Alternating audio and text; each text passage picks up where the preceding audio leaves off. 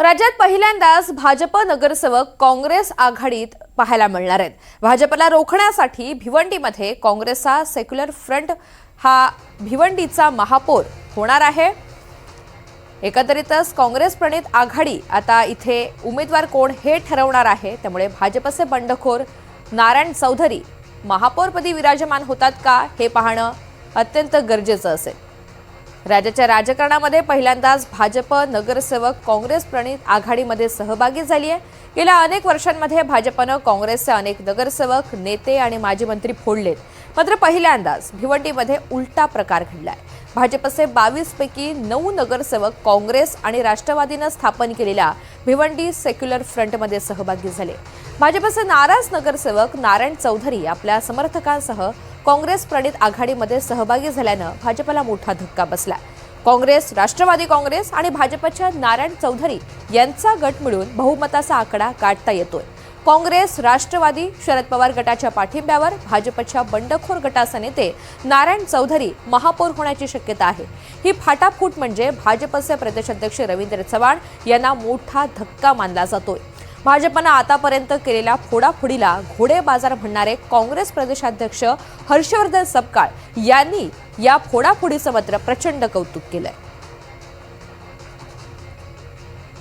दरम्यान शिवसेनेचे गटनेते मनोज काटेकर यांनी नारायण चौधरी यांच्यावर निशाणा साधला।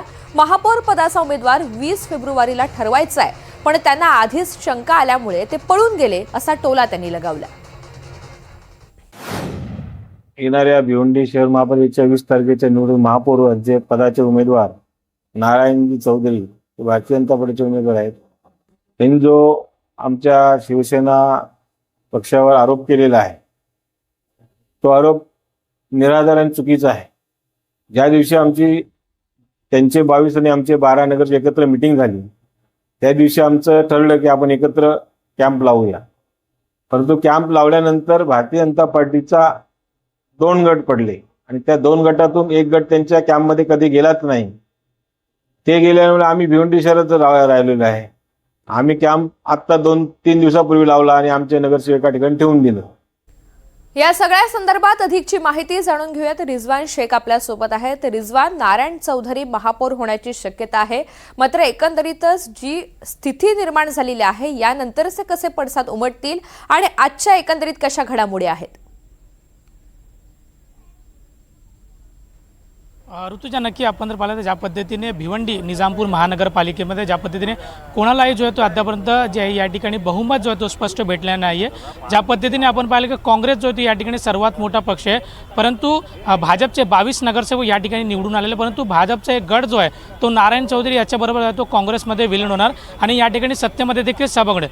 परंतु ज्या पद्धतीने काँग्रेस या ठिकाणी नाराजी देखील व्यक्त केलेली आहे, विशेषतः माजी आमदार रशीद ताहिर मोमीन जे काँग्रेसचे भिवंडी शहराध्यक्ष यांनी या ठिकाणी नाराजी व्यक्त केलेली आहे की आपल्याकडे संख्याबळ ऑलरेडी आहे। आपण जर पाहिलं तर काँग्रेसचे 30 नगरसेवक, शरद पवार गटाचे 12 नगरसेवक आणि इतर इंडिपेंडंट घेऊन आपण या ठिकाणी जे आहे ते मुस्लिम महापौर आरामात जे आहे ते बसू शकतो असंही या ठिकाणी रशीद ताहिर मोमीन यांनी व्यक्त केलं होतं।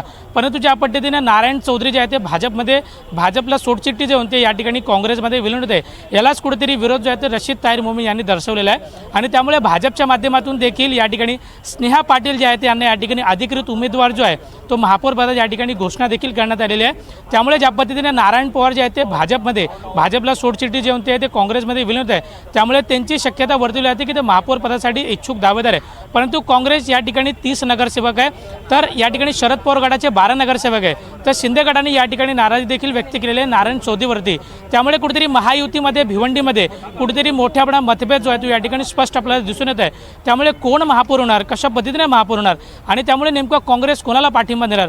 जर शिवसेना शिंदे गटाचे 12 नगरसेवक आहे, तर राष्ट्रवादी काँग्रेस पार्टी शरद पवार गटाचे 12 नगरसेवक आहे, तर भिवंडी कोणार्क विकास आघाडीचे 5 नगरसेवक या ठिकाणी निवडून आले आहे। त्यामुळे अनेक वेळा विकास पाटील जे आहे ते या ठिकाणी किंग मेकर देखील ठरलेले आहे। त्यामुळे कशा पद्धतीने विकास पाटील यांचे 5 नगरसेवक जर काँग्रेस आणि राष्ट्रवादीला समर्थन देतात तर आरामात या ठिकाणी मुस्लिम जो चेहरा या ठिकाणी महापौर आरामात बसू शकतो असंही या ठिकाणी स्पष्ट जो आहे तो या ठिकाणी सांगण्यात येत आहे। त्यामुळे कशा पद्धतीने महापौर आणि उपमहापौर पदासाठी या ठिकाणी मतदान प्रक्रिया पार पडेल तेच पाहणं महत्त्वाचं ठरणार आहे। ऋतुजा, निश्चितच आणि त्यामुळे काँग्रेस प्रणित जी आघाडी आहे तिच्या हाती ही सगळी सूत्र आहेत आणि त्यांच्या निर्णयावर हे सगळं चित्र अवलंबून आहे. नेमकं आज काय घडतं पाहायचं. धन्यवाद सविस्तर माहितीसाठी.